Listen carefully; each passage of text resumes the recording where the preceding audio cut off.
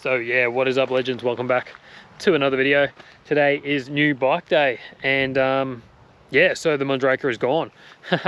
I managed to sell it without too much of a lossage of monies, but I did get it away for a quick sale, so I wasn't really too worried about that. But yeah, new bike day today. We are showing off the Santa Cruz Nomad. So it's a Nomad in that dark blue colorway, and I'm pretty sure it was Bo Harvey who got that one correct, and he will be getting some gloves. So message me on Insta if you have Insta. If not, I'll comment on your comment and we'll see how we can get it to you. So let's have a look at the bike. Quick mini overview.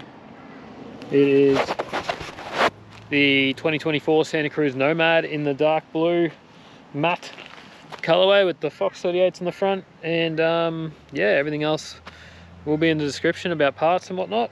I'm going to get some new brakes because I don't like code RSs. I'm not a fan of those, so they'll be getting rid of as soon as the new brakes arrive. But yeah, let's have a look at it.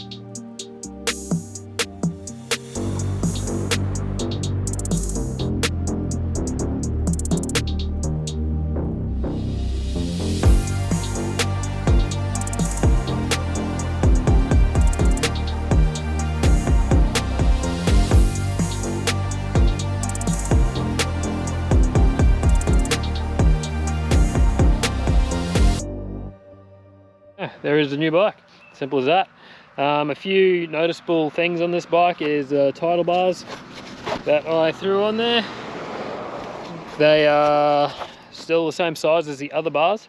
I cut them into 790 and they feel pretty good. Just something different. I wanted to experiment with some chrome bars. They're pretty hard to find nowadays, chrome bars. And one of the biggest parts that drew me to this bike was of course the carbon frame and the lightness of the bike in general. And also it's a mullet, so I should be way more nimble, which I have rode this bike before, of course.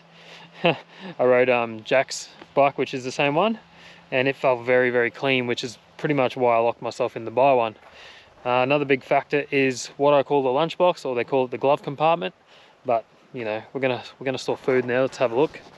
So the glove box is pretty much the bottle cage will go here, and open this up. It is a bit finicky to get out, but yeah, in there is a nice compartment, and it's got tools. There's a tool bag and what they call, I guess it's called a burrito holder to hold your tubes and whatever else you can fit in there. You can fit quite a bit in there. I reckon a fair few multi-tools and some canisters and stuff will be very, very handy for bike storage, bike tool storage while you're on the ride. So yeah, that is one of the biggest factors of why I bought this bike, those two things, and the mallet of course. So we'll go for a pedal here at Mount Peel.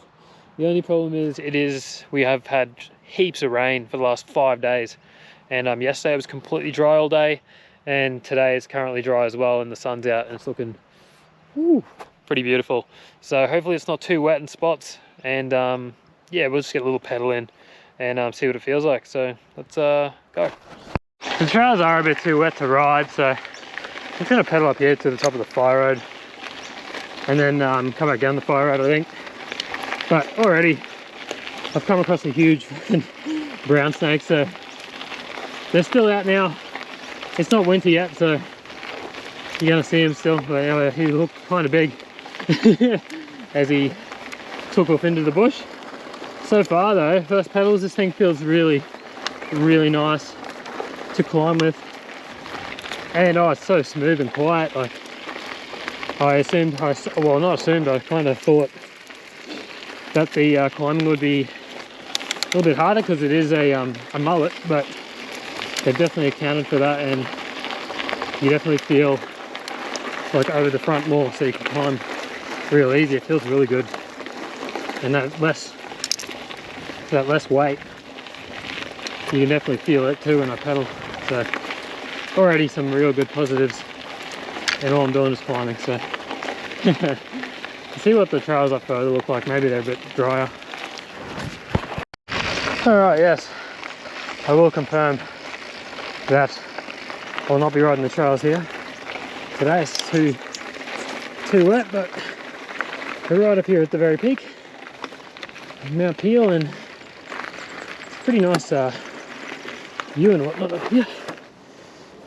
Yeah, awesome little view around Toowoomba and whatnot. Uneventful ride. This one on the first day kind of sucks, but it is super wet and it has been really wet, so the thing feels like a dream to climb so far out on these trails. And I have taken the tough way up, which is pretty much just a vertical fire road, and I pedaled the whole thing much easier than I would pedal it on the Mondraker when I used to do these climbs out here.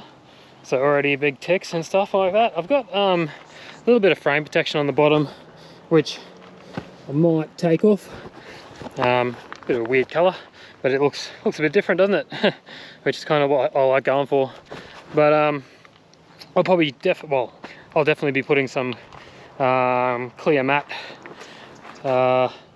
protection on this bike, so I can try and keep it as beautiful for as long as possible. But yeah, I'm gonna ride to the bottom now, pretty much fire road the whole way. There's a couple of janky bits and stuff that we can do some jumps and whatever on, and yeah, I'll finish the video down there. So let's go down. Pedaling downhill might be pretty nice, I guess. I'm actually gonna unlock the shocks, which I can do on this bike. I could also do that on the... Oh, definitely need to work out some air pressures for the shocks. I could do the shocks on the Mondraker as well, which was great. So they weren't as hard as these ones though when they're unlocked. So yeah, we're just gonna pedal straight down the hill and see what she feels like. Sadly, there are no real jumps. I could probably do some bunny hops and stuff. Oh yeah, be careful if you're coming out here to Peel.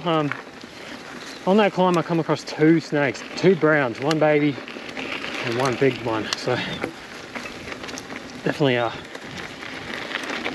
watch out if you're coming out here, be very careful. Oh, it's so good having that seat so low. All these brakes are not bedded in too well yet. Oh, I'm pretty worried about the brakes still. They're very slow on.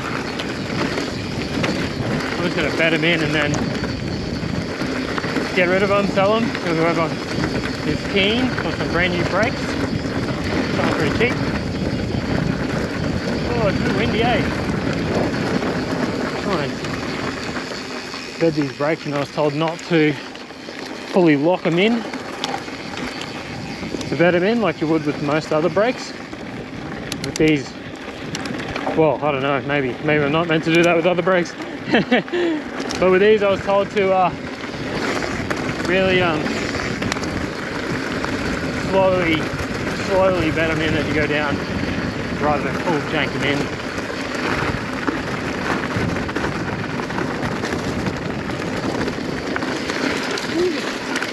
Already just feels so much more controlled than the Mondraker. It was just really the thing I couldn't get right was the steering. It just didn't feel good.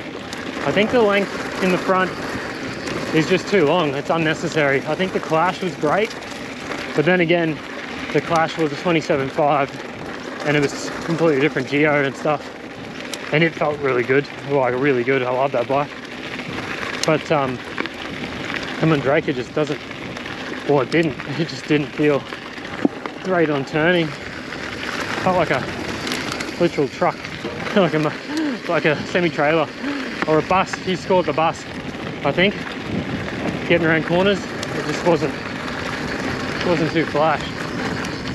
So yeah, back to the snakes. Just be very wary out here. There seems to be a lot around. I very rarely see one, but I've seen 2 in one hit, and I could just be unlucky today, or lucky, I guess you could say. I mean, they scare me, but I do love animals, and seeing them's pretty cool because they are a rare thing. But again, be careful because they can kill you, which is a pretty wild thing to think about.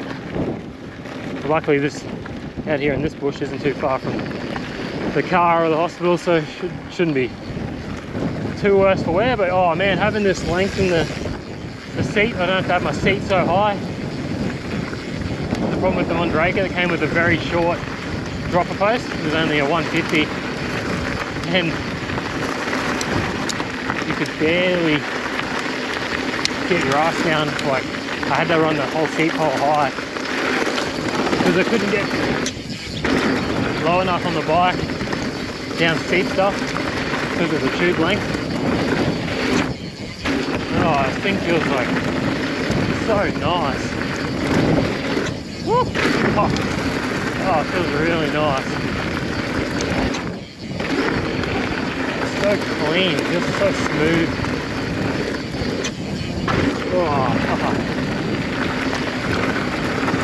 Oh, it is so smooth to ride. So clean on the jumps, even though they were just like rollers, but I turned them into jumps. Really just got to bed these. They're starting to come good now, actually, the brakes. Didn't feel as good as the DB8s though. But as far as first ride goes, it was pretty uneventful, but yeah, it still feels so nice to ride. I need to get a bottle cage. Let me know if you think I should go chrome bottle cage.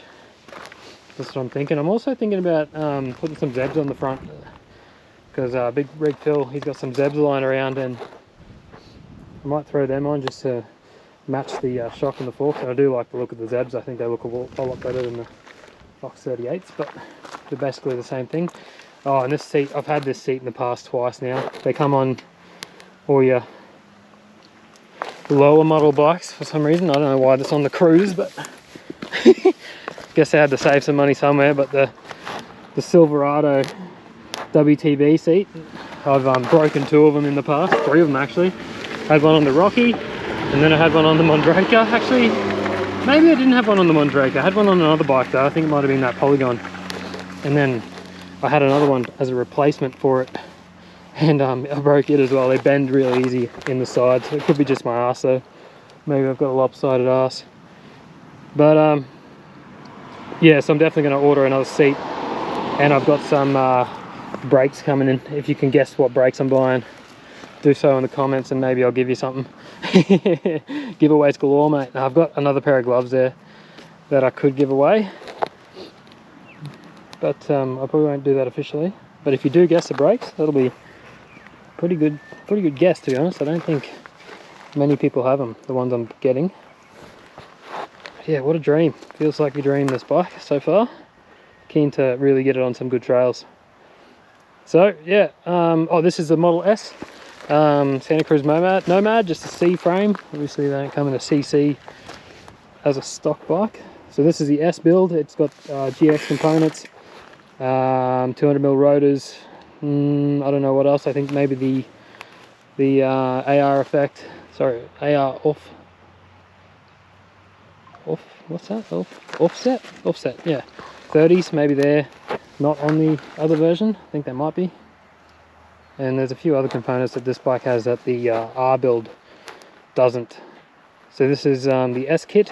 Comes in an R kit, which is the lower model one, the less stack components, and then there's the higher up SRAM stuff, which, you know, after riding SRAM this past 6 months, it's alright. I know I'd really love to get back on Shimano though. I just really like Shimano more, and I understand Shimano a lot more because I've been dealing with it quite a lot. And yeah, I don't know, just might change to Shimano eventually. But yeah, I'm going to be having this bike for ages because this is the dream bike, to be honest. And I'm just going to stack it with new parts whenever I get rid of these, and yeah, see how we go anyway. So yeah, that's enough for this video. It was not very eventful, but you did get to see this new bike. And Bo Harvey, you're going to get some gloves, so I'll swing you a message on Insta after this video's up. And yeah, I'll see you in the next one. Cheers, legends.